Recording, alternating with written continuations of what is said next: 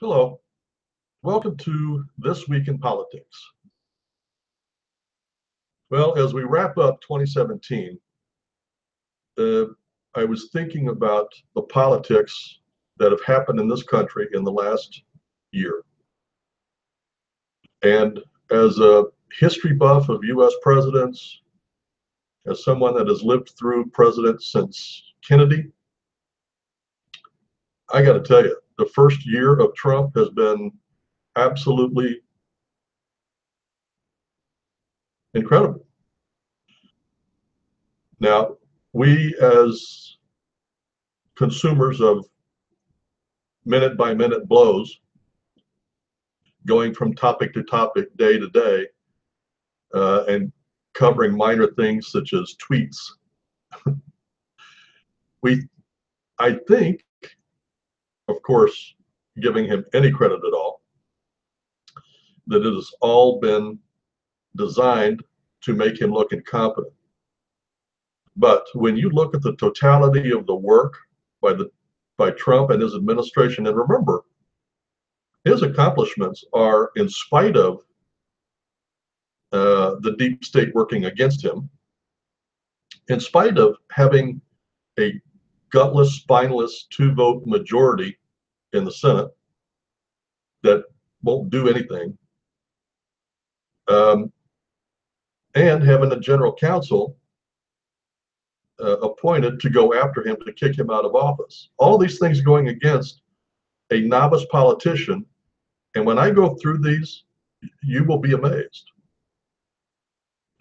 So as I do this, it's going to sound repetitive, but I want to set the stage for people that are going to view this in the time to come. That's why I mentioned we had a two-vote Senate, but they were gutless and spineless. It got nothing done except the last minute when it came down to votes just a week ago. They finally got Trump's tax cut passed. That's the only piece of major legislation they managed to get done this year. The general counsel that was falsely put into office and created to go after Trump has been doing everything he can to get Trump to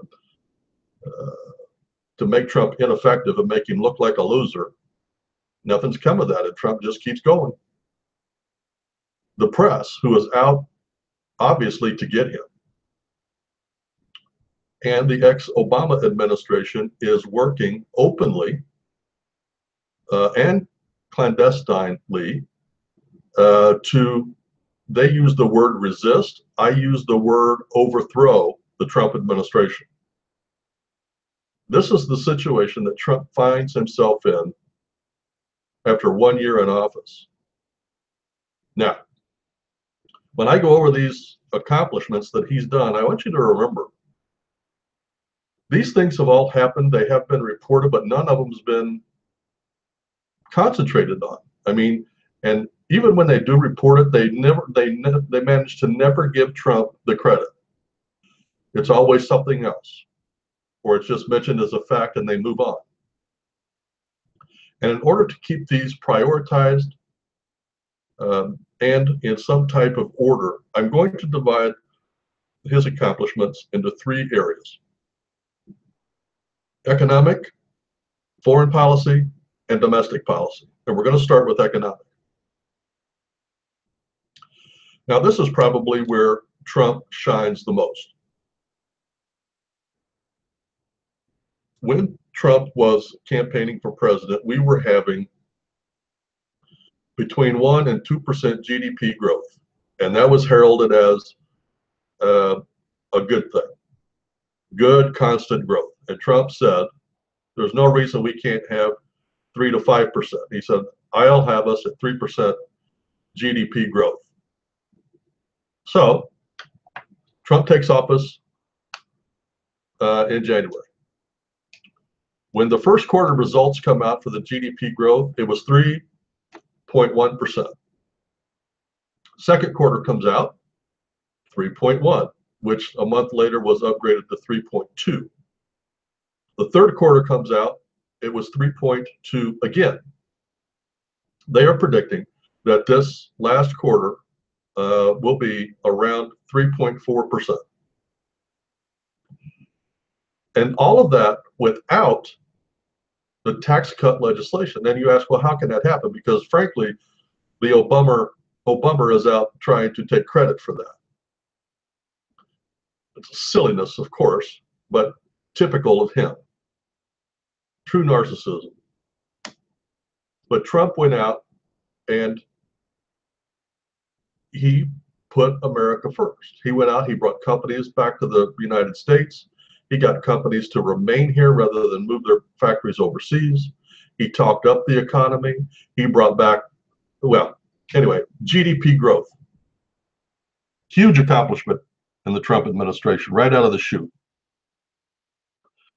Another economic accomplishment of the Trump administration is in the last 10 months, now remember, Obama gave a speech, and when Trump outlined his plan, he said, I will negotiate better deals and I'll bring the jobs back to this country. And Obama got up at that debate and said, what are you going to do? Wave a magic wand? And, he made fun of Trump.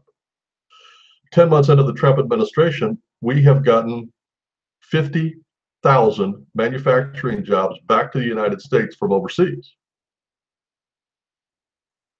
Who looks foolish now, Mr. Obama? It's not that he waved a magic wand, it's that he knew how to deal with business. And Obama had no idea. Another major economic accomplishment was at the unemployment rate. The unemployment rate currently is at 4.3%. That is a 30-year low in the United States. Now, I remember when I was in school, and this was before Reagan, we were told that there was a perfect mix between unemployment and inflation. And this is how they governed the country. They considered full employment to be at 6% unemployment and full growth at 6% GDP growth. There were areas in this country under the Obama administration when unemployment was approaching 15%. Nationwide, I believe it was around 10 at the peak. Trump's been in office for 10 months and the unemployment is at 4.3%. That's astounding. But again, he brought jobs back to this country, 50,000 manufacturing jobs, as I just said. Another one,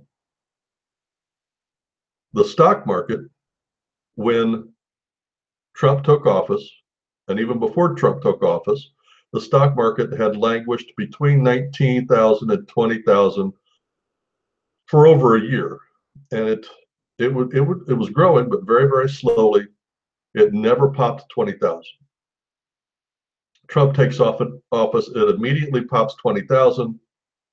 I think I read somewhere it has made 60 new record highs.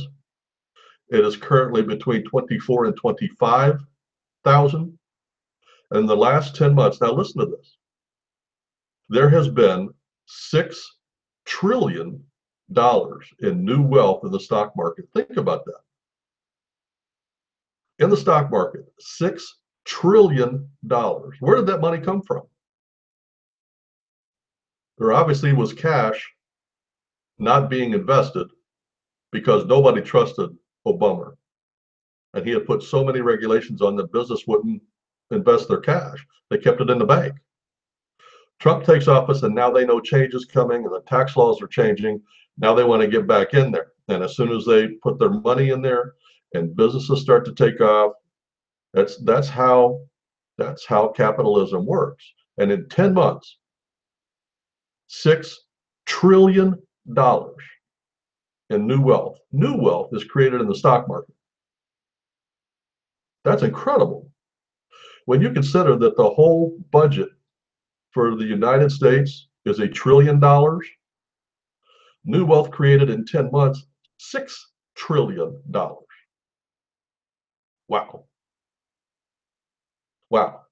And if you figure that the average tax bringing back on that is going to be 25%, what's 25% of 6? That's 2. That sounds like $2 trillion in new wealth to go towards the deficit. Well, it sounds like to me. That's awesome.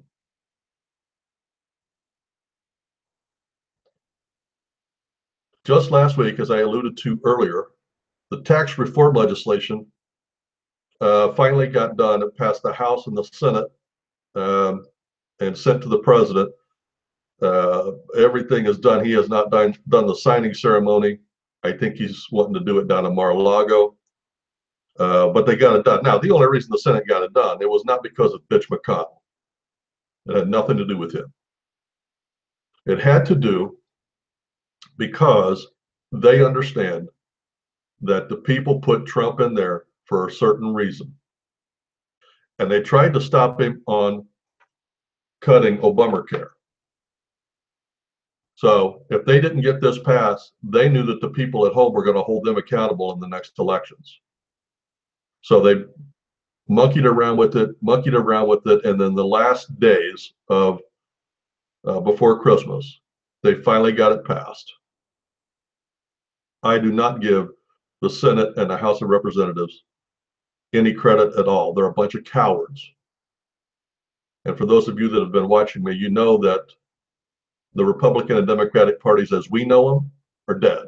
We now have establishment and Tea Party. And establishment does not want the tax cut. Tea Party does. Again, the only reason this passed is for that reason. Now, I think this gives Trump leverage going into next year. I believe the smart thing to do would be to bring up the infrastructure, because Democrats and Republicans can both get behind that. And they got elections coming up next year. No Democrat wants to run on a platform of against a federal program of infrastructure. The Republicans will, but the Democrats don't want to run on that. So I think this is a good bipartisan way of getting something done and still building towards the Trump agenda. Now, there was a couple of advantages, things that were put into the tax cut legislation. And the reason they could put these in there is because it had to do with the finances of the government. And one of them was they got rid of the mandate for Obamacare. The mandate is this. After Obama put the whole Obamacare thing together, it would never work unless it was a mandate from the federal government that said you either had to buy that insurance or pay taxes. And it was pretty much tit for tat because I did both. And each year your penalty went up, and each year your premiums went up, and they were tied together so that paying the penalty cost about the same as if you'd had the policy, which was a terrible policy. But that was the mandate. You do one or the other. Trump got rid of the mandate. Basically just took the whole guts out of Obamacare. Without the mandate, it'll die. And he had done other things through executive order previously, where you could buy your own insurance, buy the kind of insurance you want, buy across state lines, all pro-competition, all of which Obama had made illegal by executive order. Trump fixed that. So through his tax legislation, he managed to get done what the legislature couldn't get done for a whole year, and that was get rid of the mandate for Obamacare.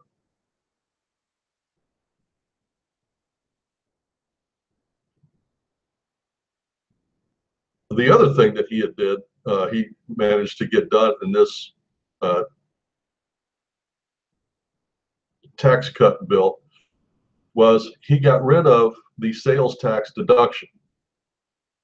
Now, here's why that is significant. For those of you that live in blue states, which I do, I live in Illinois, the legislators there have, and you can look, the rates are unbelievable in blue states. When Democrats are in charge, they tax and spend. That's what they do. And the people in those states are paying outrageous taxes. But the Democrats have always sold that by saying, but you can deduct that off of your federal taxes and the federal government will give a portion of that money back to you. So it's not really a 5% tax cut when you take into consideration the government. It's really about a 2%. You see, so now that they take that off, so let's say that in a blue state somebody's paying 12% sales tax, but they could write that off and get it down to 7 or 8% that they were truly paying, and the federal government was subsidizing them through their income tax. Trump got rid of that. Now those people in the blue states are truly going to be paying 12%. So their taxes in the state is going to go up, not because of the federal, but because of the state taxing them to death. And I suggest that the people that live in those blue states, if you don't like the taxes, start voting out the Democrats.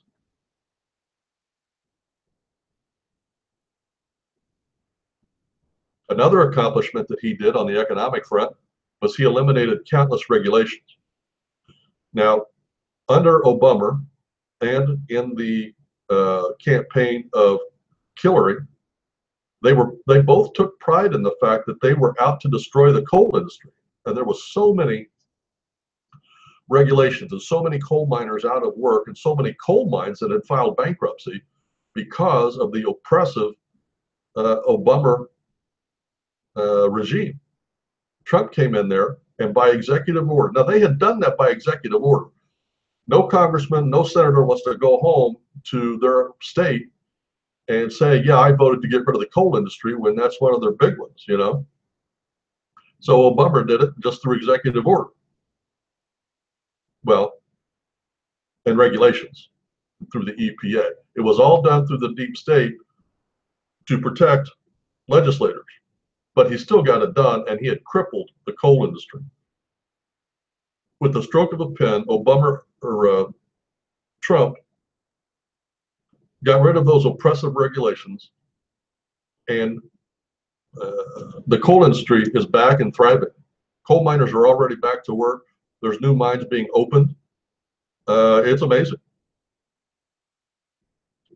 Another accomplishment, I want to go back a second, another accomplishment that had been done in this tax cut was one of the things that the Democrats had done is they had cut down bidding for oil fields in Anwar.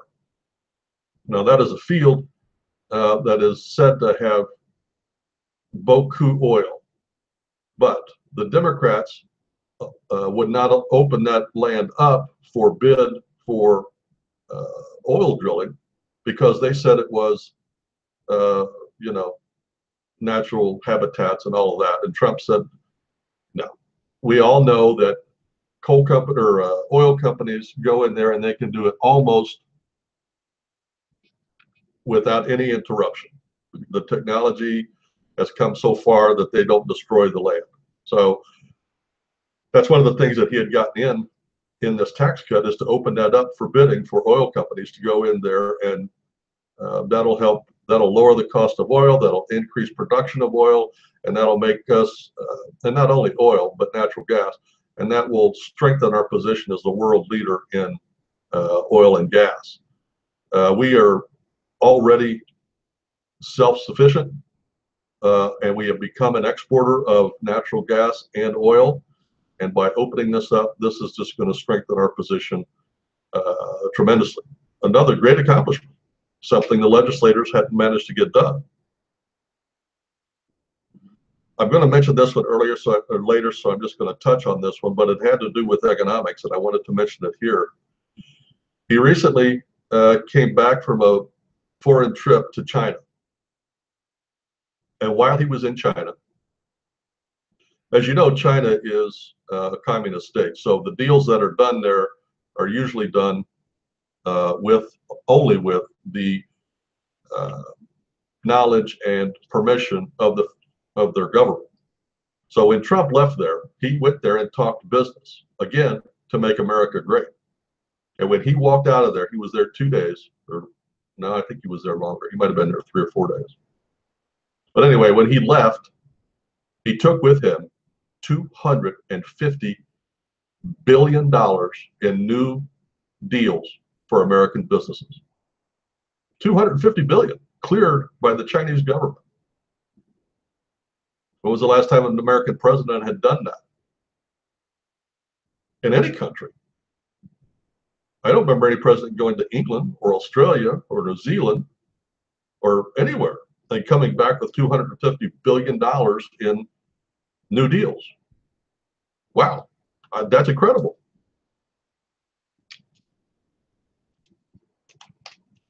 Now, one of the things that has kept our economy chugging along, and this new tax bill is going to strengthen it, but there has been almost zero inflation. I mean, maybe 1%.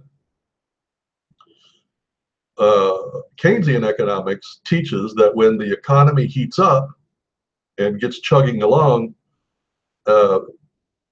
more money is made, so more workers are hired, so more money is paid. That means more money is spent. And when you have more money chasing fewer goods, inflation happens. So what used to cost $1 will now cost $2. But there's been no inflation. Fed funds are still staying low. They just increased them, I think around 0.75 is Fed funds, and they had been at zero for most of the Obama administrations. But because it has been heated up, they've increased it 2 or 3 times. I believe it's at 0.75 point. But no inflation. That's an awesome. That tells me, and I think it tells most economists, that we still don't have too much money or too much wealth chasing too few goods. So there's still a lot of room to grow. I mean, now remember, 6% inflation. Oh, actually, I misspoke before. Not 6% GDP. Remember when I said there was 2 rules that I was taught? 6% unemployment was considered full employment, and 6% inflation was considered the perfect amount of inflation. Nowhere near that. And no growth in inflation. Another thing that has happened in the economic front under the Trump administration is wages are going up for the first time in many years. And the wages that are going up the most are in the trades. You know, the plumber, the heater, or the heating and air conditioning guy, the contractor, the builders, the construction. All of those are going up. Now listen to this. They're going up faster than management wage increases. What does that tell you? The management is holding back on theirs so they can hire more people and keep the people they got because the job market is so tight. That's the way it's supposed to work. And it's perfect. It's happened perfectly right here. Donald Trump has set up and is in empowering one step at a time the perfect conservative growth policy. This has been a perfect game plan, and for anybody that is looks back on this in history, this is the perfect game plan. You will never see a Democrat in office that comes in and has a set plan to make things happen. People point to, in my generation, point to Bill Clinton and say, well, we had balanced budget under Clinton. Yeah, that's true. But there was 2 reasons the economy did well under Trump. He had Newt Gingrich, which was a Republican, put together the tax cut plan. Well, there was 3 things. He was still writing on the 20-year uh, economic explosion that Reagan caused under Reaganomics. And thirdly, Bill Clinton cut our military budget, which all Democrats do, to get the balanced budget. But that's not a game plan. That's a budget fix. Okay, that is not a growth plan for the country. This is Reagan had one, and it took us on the longest economic growth this country has ever seen. Trump took that plan and did it step by step. He's added some steps here that are perfect. So this is the perfect blueprint for anybody in history. When the economy goes bad and they can't figure out how to do it, go back to this game plan. This is how you do it. Okay, that's pretty much the economic accomplishments. I'm sure that I missed some, but I don't think I missed too many. Let's talk about his foreign policy accomplishments. Now,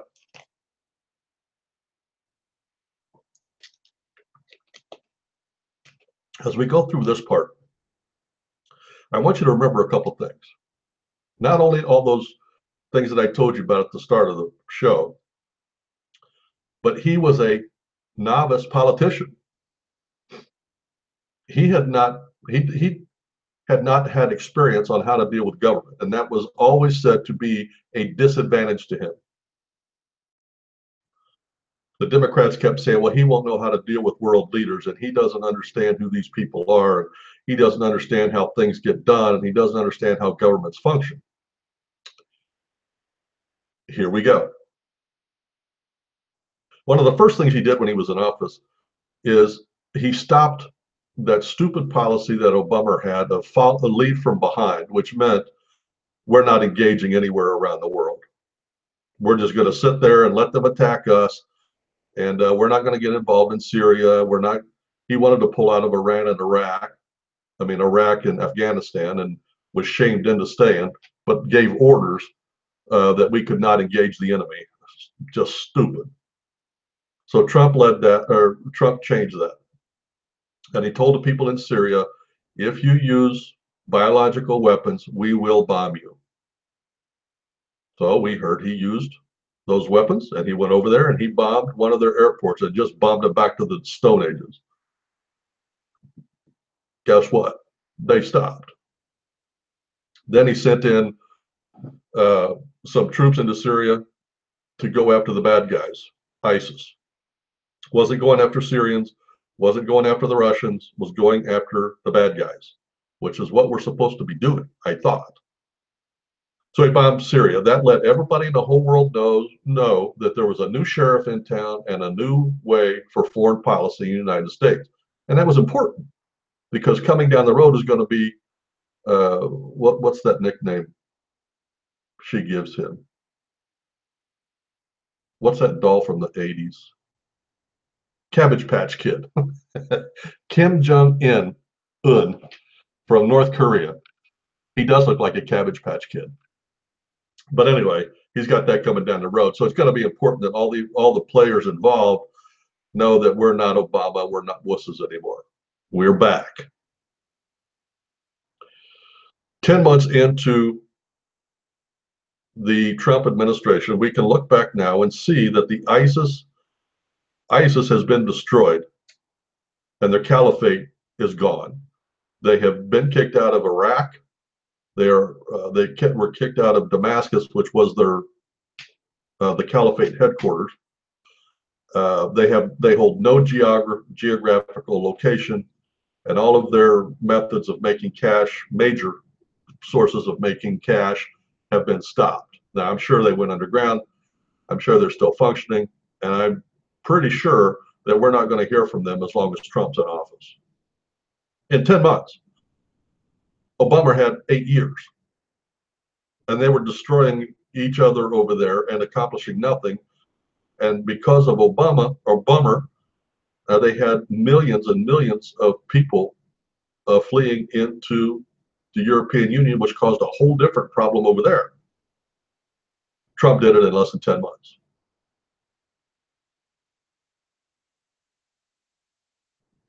Another thing for his foreign policy, when you consider the fact that the two biggest, no, I can't say that, the two biggest possible enemies we could have is China and Russia. Okay. It is in our best interest to keep peace with them so that we can trade with them. But Democrats always make the mistake of putting peace before prosperity.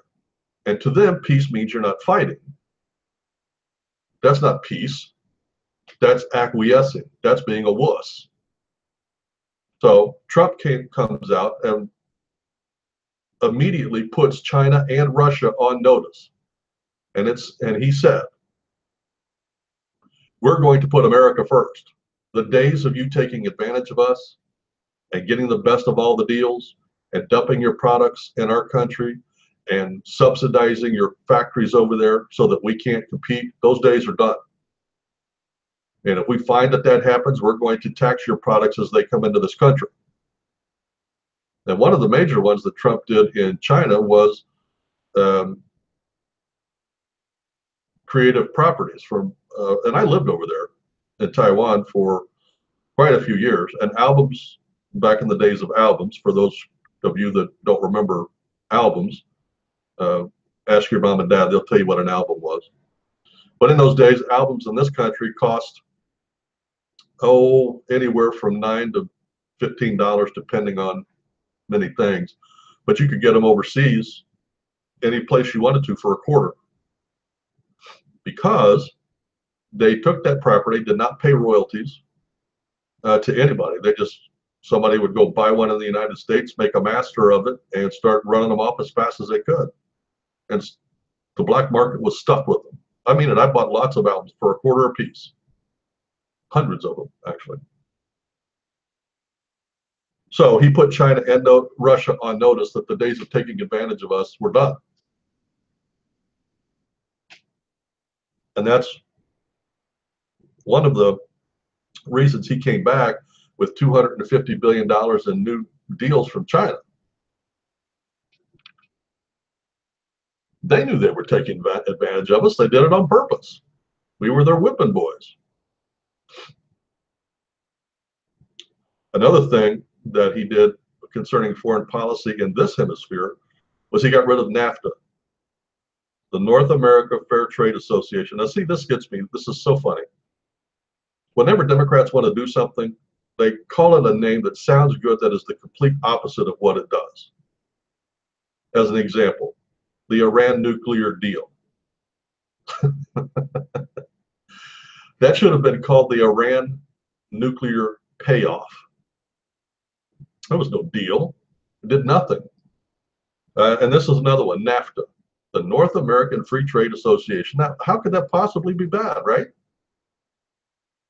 Again, the reason we lost all the manufacturing jobs that we did and all the businesses to Mexico that we did is because of NAFTA.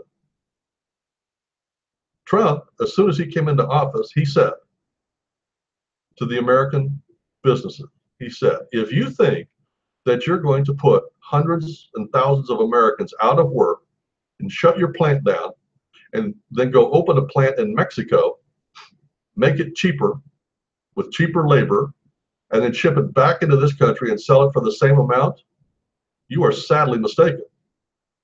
He said, what we're going to do is we're going to start putting an import tax on every American company that brings stuff into this country so that now, at best, it'll be neutral for you. And as soon as he did that, I mean, right after he took office, he's told the country that. And one of the first companies that backed off was Ford. They were planning on moving a company down to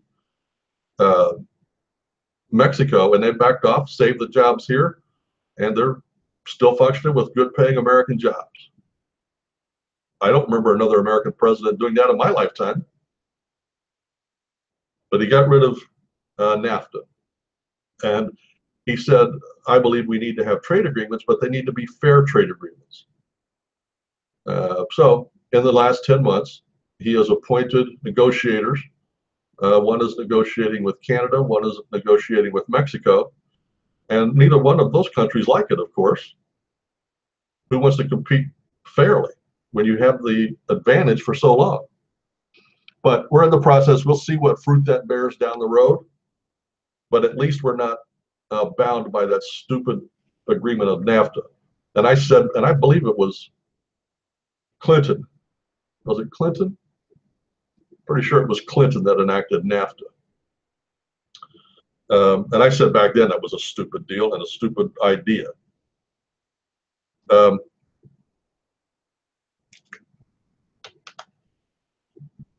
Another thing he did under foreign policy accomplishments was he pulled us out of that stupid Paris Climate Accord. Okay, first off, climate change is a hoax. The whole purpose for that was the transfer of wealth from the wealthy countries to the poor countries. And Obama put us into that and committed $5 billion American dollars to this stupid thing. And part of that agreement was that we were not only were we going to put that in, but now we have to subsidize the smaller countries, because the logic being, well, you guys got to use up coal and destroy the atmosphere to make yourself big, and now you want us to not do that. That's unfair advantage. So you need to pay us. That was a hoax. Everybody in the world knows, and the governments in the world knows, that whenever money goes to those other countries, 98% of it never makes it to the goals. It always goes into the hands of the leaders of those countries. And they get rich, and their friends get rich, and the oligarchs get rich, and nothing changes. So anyway, he pulled us out of that stupid hoax, the Paris Climate Accords.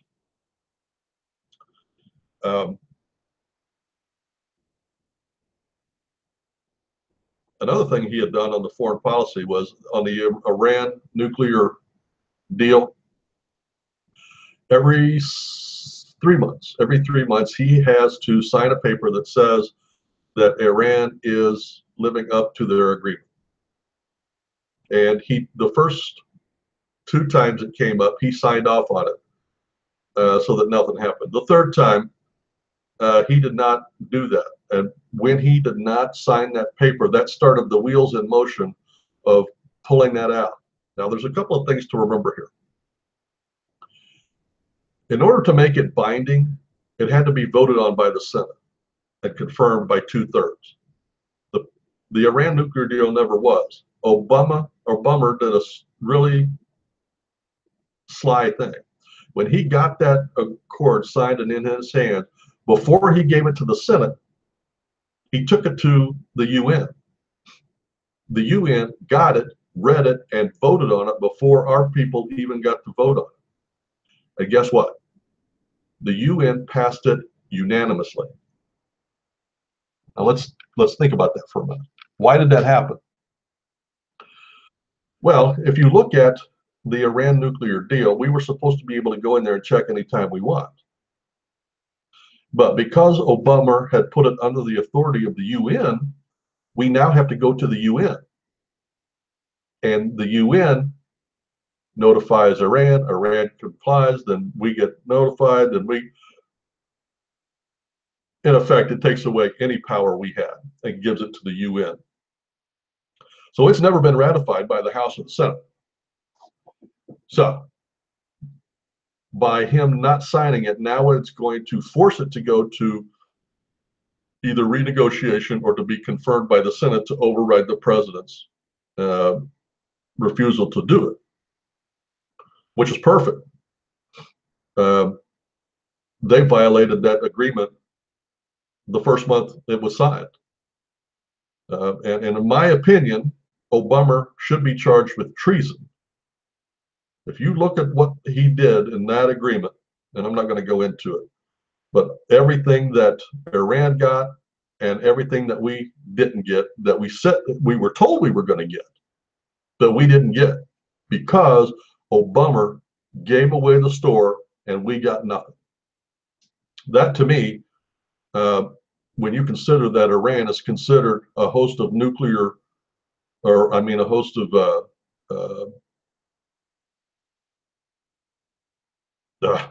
terrorism in the world, they are our enemy. If you're aiding and abetting our enemy, that's the definition of treason, I thought. But anyway, he uncertified the Iran nuclear deal. Another accomplishment, um, when we when the Cabbage Patch Kid started lobbing missiles over Japan and South Korea, past administrations tried to mollify and codify this little tyrant by throwing food at him or money at him. Obama or Clinton actually gave him the blueprints of how to make a nuclear weapon.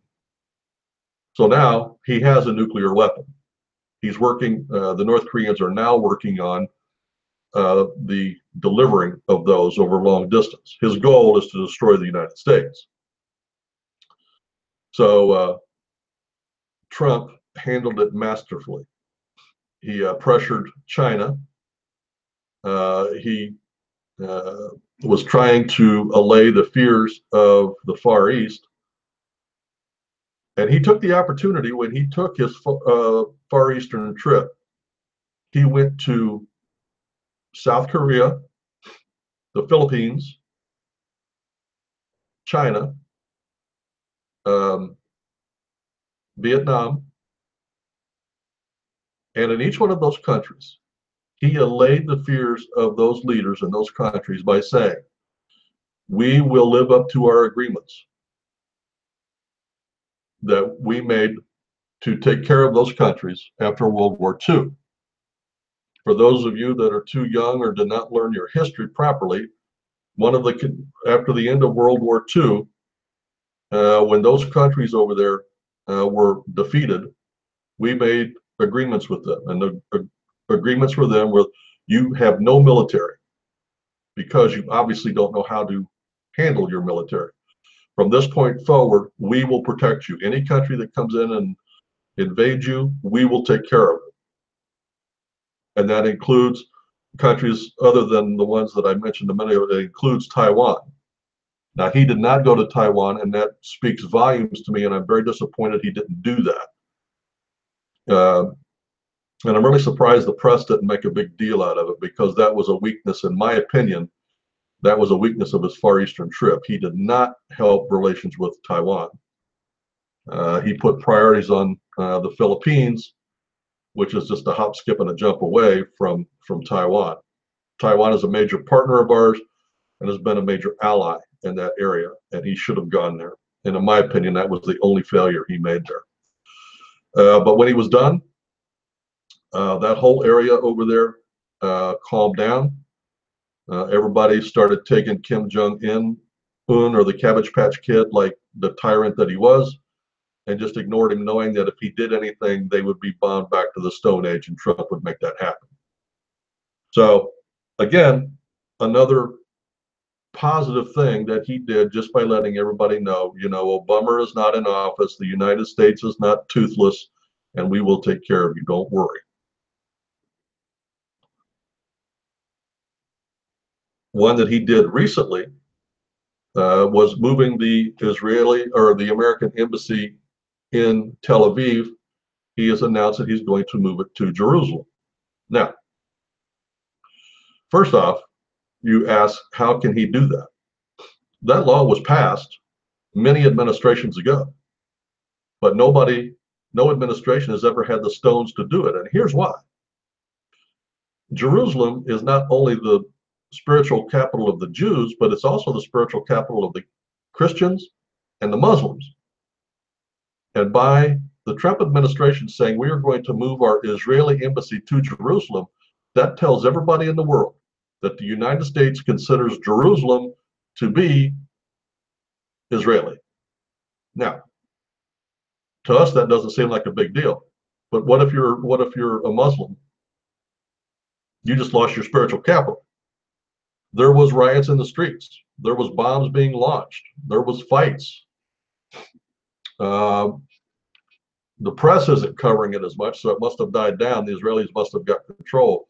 But what also happened, and again, the press didn't cover this. We got this on online, but there was hundreds of thousands of Jews out in the streets at night singing the praises of the Trump administration and the guts that it took to do that, and praising and singing and praising God.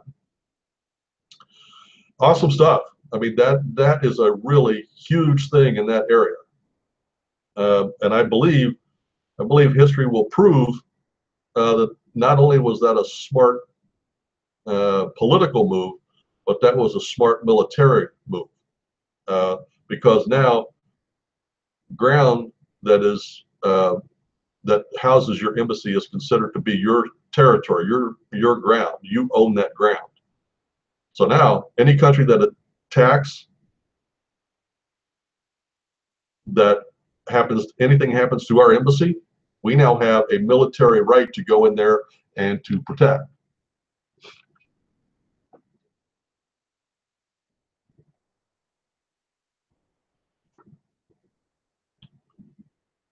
One of the other accomplishments, foreign policy wise, that had happened in that Far Eastern trip of Trump was North Korea has managed to be more isolated. Now, before the Trump administration, he had a couple of allies. China, he did 90% of his trade with China.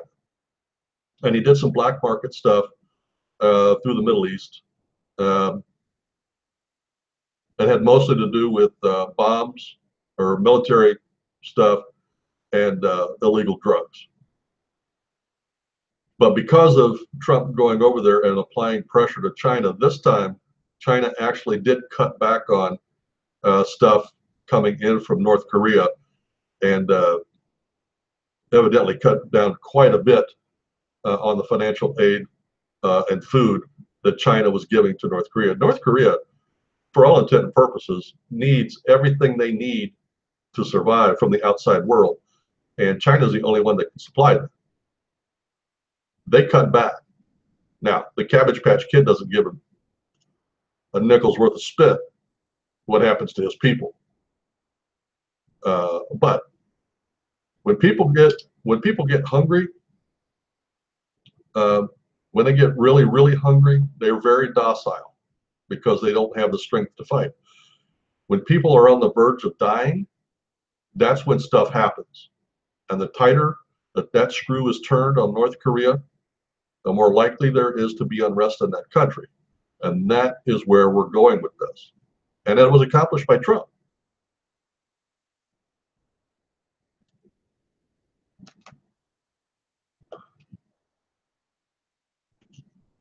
Now, one of the things he just did this last week, and I thought this was awesome. I don't think this is the ultimate answer for the UN. I think we need to just pull out of the UN and kick them the heck out of our country. You know, go meet in a Middle Eastern country and see how that works out for you. I mean, all the UN is a bunch of countries of dictators and communists and socialists that are trying to take advantage of the United States and have accomplished that. Now, here's the setup is this. The United States supplies the vast majority of funding for the United Nations. We also give a lot of foreign aid to those countries in the UN. Last year, the UN took a vote and they were condemning Israel for a war they had over there that Israel won. But they were condemning them for doing it. And Obama did nothing. In fact, he allowed the vote to happen. It had to go through the Security Council, and we could very easily have stopped it. All we had to do was vote against it. But Obama had the representative in the UN abstain from the vote. By abstaining, it got to be voted on by the full council, and the full council voted for it. This time, Nikki Haley set up because they were getting ready to vote to condemn us for moving our UN, our embassy from Tel Aviv to Jerusalem. And they were getting ready to take a non-binding vote in the UN condemning the United States. Nikki Haley, who is our representative in the UN, stood up and said, why should we give money to people who are going to talk bad about us and not give us the respect that we deserve? We give the UN all of this money. We give your countries a lot of money. We're going to watch the vote today, and we're going to make adjustments based on how you vote. I mean, that's perfect. That's perfect. Well, it's perfect if you're not going to pull out of the UN and kick them out of the country. If you're not willing to do that, this is the next best way. Cut their funding. You don't vote the way we want you to vote, then we're not going to give you our money. You're going to talk bad about us after taking our money? Not anymore. You want to talk bad about us? Go right ahead, but not with our money. I mean, I think it's the same logic. If you were in business, would you give money to your competitors? Of course not. If you're in business, your goal is to go out there and outperform your competitors, to beat your competitors, not to give them money and fund them and prop them up, which is what we've been doing all of these years. And under Trump, he said, no more. That's perfect. I love it. So we'll see how that plays out. They ultimately did take the vote, and that vote did go against us. But again, it was non-binding. But they were put on notice, and now the ball is back in Trump's court to see what he does with funding for the UN and for foreign aid for those countries. And I hope he sticks to it. So we've talked about the economic accomplishments. We've talked about the foreign policy accomplishments. Now we come to the big one, the domestic policy of improvements under the Trump administration. The first, and in the long term, the most important, was Gorsuch got to the Supreme Court. He is young, he is conservative, he is perfect. Now, when he was voted on to be an appellate court, he passed the Senate unanimously. This time it went right down party lines. So it shows, that vote showed the Democrats to be obstructionist. They don't give a hoot in hell about right and wrong, good and bad. All they care about is not doing anything that Trump wants. But we managed to get it done because the Democrats had changed the rules under Obama to get their judges through, so we used the same tactic. 10 months in, Trump has made a record number of appointments of judges to the judicial system as a whole. Nowhere near, in my opinion, nowhere near where it should be or could be. Now, the press wants to give credit to that because the Democrats are insisting on cloture, which means 30 hours from the nomination. You know, they have to put it off for 30 hours to take the vote. That's not it at all. I mean, if you take 10 months and divide it by 30-hour increments, how many 30 hours are there? I mean, let's just say it was 2 days and there's 300 days in 10 months. That means you should have gotten 100 judges through easily. I think he's gotten 22, I think is the number. The problem is not the Democrats. The problem is Bitch McConnell. For some reason, he is slow walking these judges through. Now, I know what the reason is, I think. Remember, I told you earlier, and I've been saying for several years now, that the Republican and Democratic Party as we know it is dead. It's establishment versus Tea Party. Trump is nominating Tea Party judges, truly conservative Tea Party judges. Mitch McConnell is an establishment Republican. He wants more liberal judges. And in my opinion, that is why he did not back Judge Roy Moore in Alabama. He was another Tea Party judge. That was a travesty down there. That man's career was ruined because of the likes of Mitch McConnell and the Republican National Committee, which, by the way, don't ever send donations to the Republican National Committee. It goes against Tea Party and conservative judges or people. If it and Alabama was a perfect example. The Republican National Committee had a decision: who were we going to finance, or should we finance both and just let them duke it out? No, they pulled financing from the Tea Party and pushed the establishment Republican, and they outspent him 14-1, and he still won. This time, when it's Republican and Democrat, the Republicans still didn't jump on board. And the Democrats not only dumped money into the Democrat, but they had all the left-wing organizations dump money from California and New York down there into Alabama. But anyway, I digress. But anyway, a near record amount of judges, and I just hope the pace keeps up. Domestic policy, he got our the tax reform through the House and the Senate. And I got to tell you,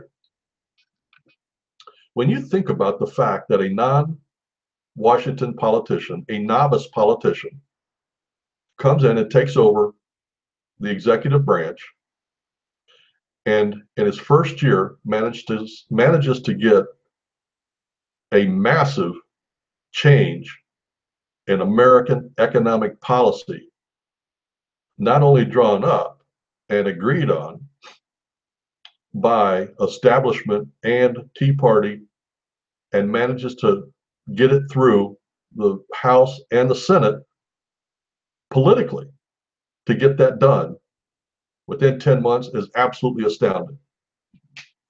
Reagan didn't get his done until his second year in office. Trump got his done in the first 10 months. And I remember, and Reagan had been in charge of the California, probably the largest state government in the union, and he'd been there for 8 years. And then he came to Washington, so he was no novice. And it still took him 2 years, and Trump managed to get it done in 10 months. That's pretty impressive.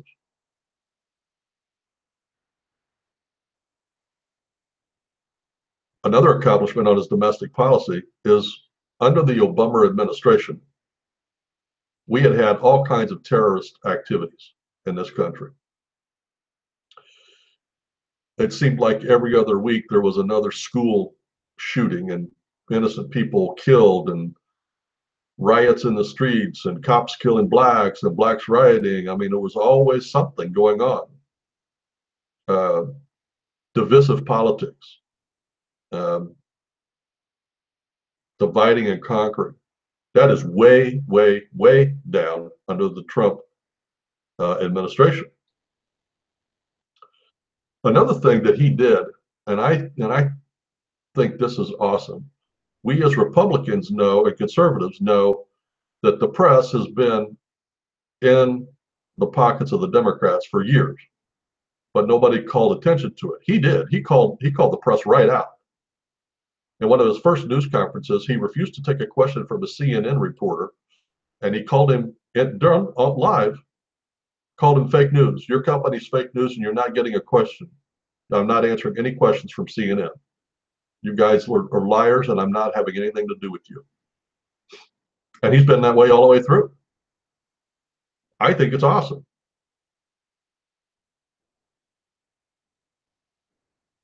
Now, whenever a Republican follows a Democrat in the executive office, one of the first things we always have to do is increase spending in military spending, because the Democrats always cut. They hate the military. They hate what it stands for. And they can't come out and just get rid of it. So they just cut the funding. And Obama was no different.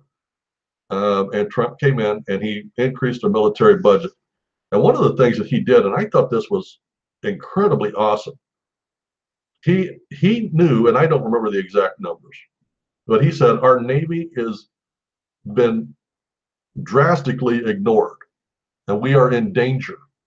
I think he said we have like 12 or 13 functional ships ready for battle. He said, my goal is to get 225 new ones built. Wow, that's incredible. That alone will put hundreds of billions of dollars back into the economy. Just by what he's planning on doing in the Navy. I mean, think of that.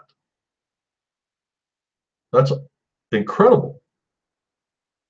Now, if you have, so out of that 225, let's say he just puts, I don't know, 50 aircraft carriers. 50 aircraft carriers. That means you have to have planes for 50 aircraft carriers. Wow, that's awesome.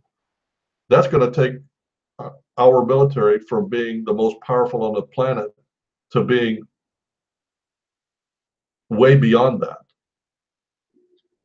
That's incredible. I think that's awesome. Another thing he did, domestically wise, is he has exposed the swamp. Remember when he was campaigning and he said towards the end of his campaign he was going to drain the swamp. Most people didn't even know what the swamp was. 10 months in, we all now know what the swamp is. And the part that I didn't know is the swamp was critical parts of our national defense, like the FBI, the CIA, the Justice Department, the EPA. I remember in the transition, President-elect Trump sent a letter to the EPA and said, give me the names of all of the people that have been appointed under the Obama administration. And they told him no. And nothing happened. How I don't understand that. But that's the swamp. They can undercut the executive if the executive doesn't handle it correctly.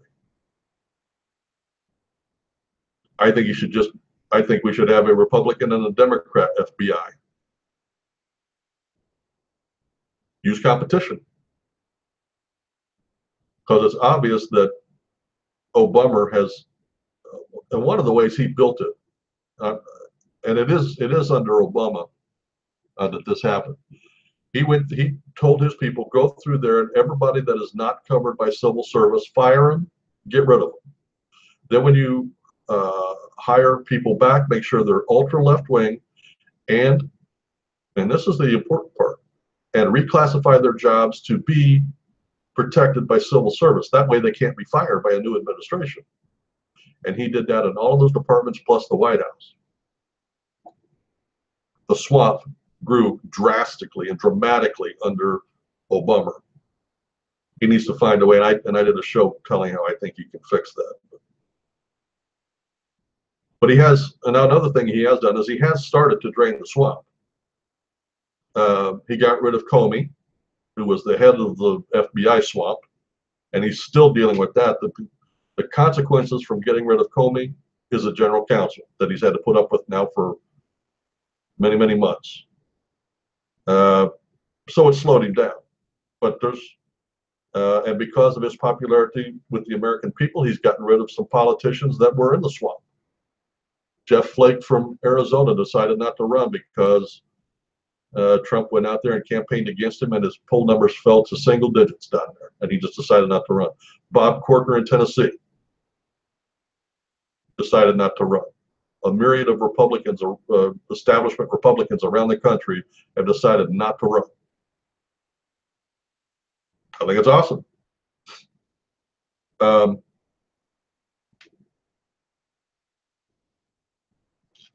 Another dramatic domestic policy accomplishment under the Trump administration has been the illegal immigration from Mexico is down somewhere between 65 and 75%. We haven't built the wall. We haven't hired new people. We haven't passed any legislation, but it's down that much. You have to ask yourself why. Because Trump went in and told those people down there on the border, go do your job. No more catch and release. No more turning your face. Catch them, be aggressive. Use the laws on the book, be aggressive, catch them, process them, send them back. Now, why does that work? Most of the people that come across hire somebody to take them across so they don't get caught. And it costs thousands of dollars to make that happen. So put yourself in their shoes. If you're in Mexico and you want to come to the US and you know that if you're caught, you're going to be sent right back. And these people are going to charge you $1,000 for every person in your family. Why would you take that chance? So it's down dramatically. And the people that are sending back are at record numbers. So he managed to do that, and we haven't even built the wall yet. That is tremendous. I don't ever remember that happening to that degree in my lifetime.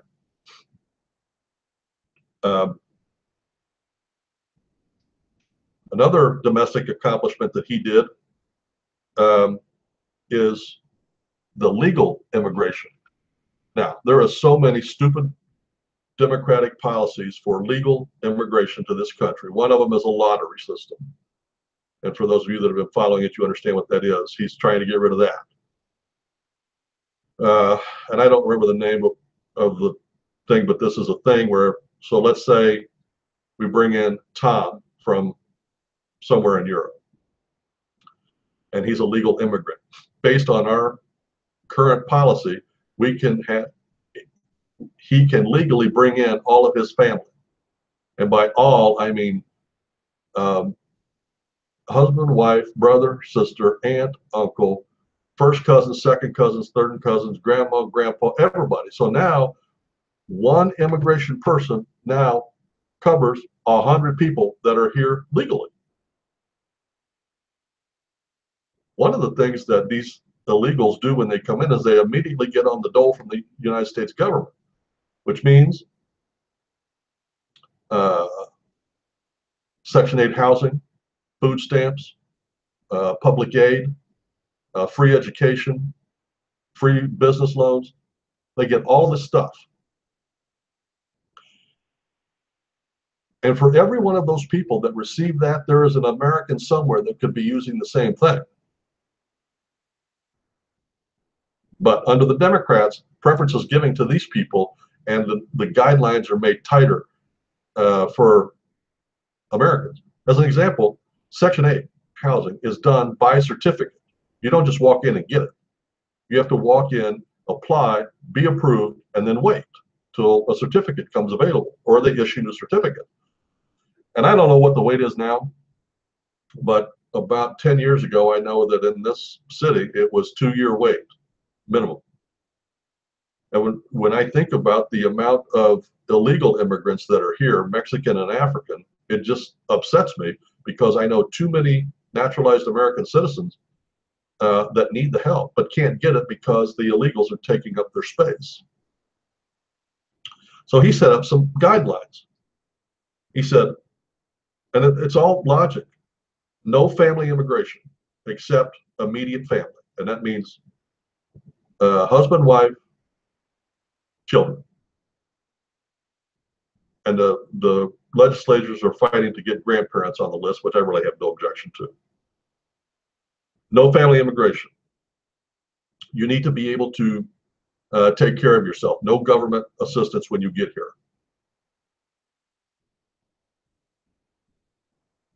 No government assistance. And you have to provide a skill or occupation that we as a country need.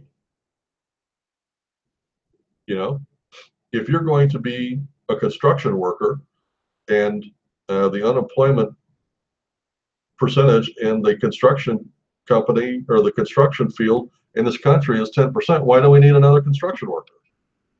If, however, you are a doctor and we are hungry for doctors or nurses, and you're a doctor or a nurse, they're going to let you in.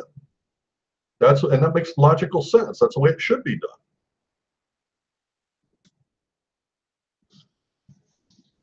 In the first 10 months, the House has already passed funding to build the wall. And in this next budget that comes up, I assume that full funding for the wall will be done. I hope it's full funding. I hope Trump doesn't negotiate that down to partial, where it'll have to be renegotiated every year, because then we will lose. But anyway, it's passed by the House. They got 4 types of walls to be built that they showed off, and they've started building the wall in San Diego. So the wall has started, and there is partial funding. I hope this budget gets full funding. We'll see. He got the another domestic thing he did was he got the Keystone Pipeline. That was one of the first things he accomplished when he came in. He approved it, and it got up and running. And they had a leak, and the press tried to make a big deal about it. It wasn't that big a deal. They went in and fixed it. And in fact, it was sabotage. It wasn't because of faulty construction. But he got the Keystone Pipeline, which meant jobs, immediate jobs up front for construction, and not a whole lot of jobs long term, but it increases the oil flow to keep prices down for oil.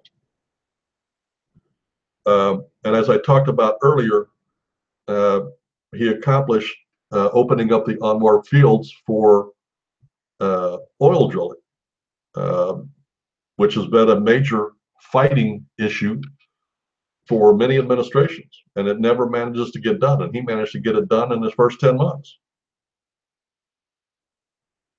And the last domestic policy achievement under the Trump administration that I want to mention is this. In the first 10 months under the Trump administration, the African American and Mexican unemployment rate is at historical lows. That means there are more African Americans and Mexicans working in this country under the Trump administration than has ever worked before. These are record low unemployment numbers. Now, if you're in the African American part, or if you are a Mexican, my question to you is this: why are you voting Democratic? Record employment is being done by under a Republican, not a Democrat. Your opportunity to go make a living, to go get yourself off of the streets, to start a career is a whole lot better after 10 months under Trump than it was under 8 months of, or 8 years of Obama, and 8 years of Bush, and 8 years of Clinton. Think about that. Why are you voting Democrat? Well, that's all I wanted to talk about. I mean, that's a lot. I mean, when you digest the accomplishment of 10 months, it's breathtaking. I've never seen anything like it. I can only imagine what next year is going to bring. Now, normally at the end of these programs, I like to do a current events section, and I'm not going to do that today. What I want to do is I just want to take this time to say, today is Christmas Eve, and we talked politics today. And the whole purpose of this program is to talk about politics. But this program is produced by the Prayer Box Ministry. And as this is Christmas Eve, I want to call all Christians to be thankful that Jesus Christ came and he died for your sins. If you do not belong to Jesus Christ, you need to go to our website and look under the Right Wing Reverend, and there's a program on there called about getting saved. How to get saved. And I'll lead you through the prayer in that program. Go over there and listen to it. If you're on iTunes, we just released that program on iTunes. It's called She's Gone, ... Are You Saved? Go over there and listen to that.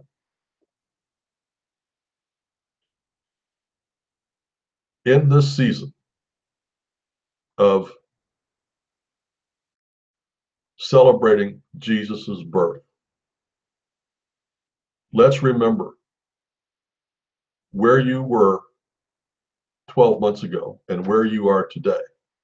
We have a lot to be thankful for in this country. We have a lot to be thankful for to the Trump administration. We have a lot to be thankful for a lot of reasons. Let's be thankful. Let's praise God. Let's give God the glory that he deserves. God was involved in Trump getting to the White House. God was involved in every one of these accomplishments that Trump has done. God works through people. It was no accident that Trump managed to overcome everything and become a dynamic leader of this country. That's no accident. God is involved with that. Let's be thankful and let's praise God and let's give God all the praise and glory that he deserves.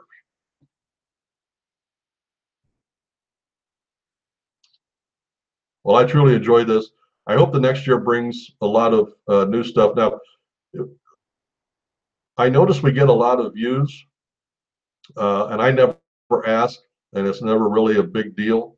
But somebody came on and made a big deal about it, so I do want to ask if you like our programs and what we say, or even if you don't like what we say. Would you consider liking our program or going over to YouTube and subscribing to our program? Now, subscribing, for those of you that don't know, sounds like you have to pay something, and you don't. It's just like friending somebody on Facebook, only they call it subscribing. So go over there, subscribe to us on YouTube, like us on Facebook, and share it with your friends. Especially a lot of times, like the program today, give it to your liberal Democratic friends because they're not getting the news from the mainstream media. All they're getting is "we hate Trump." So if you would do that, that'd be great. And also go over and check out our website at www.prayerboxministry.org. There's a lot to do over there. Go over there and check us out. Well, that's about it. I look forward to next week when we sit down and talk about this week in politics.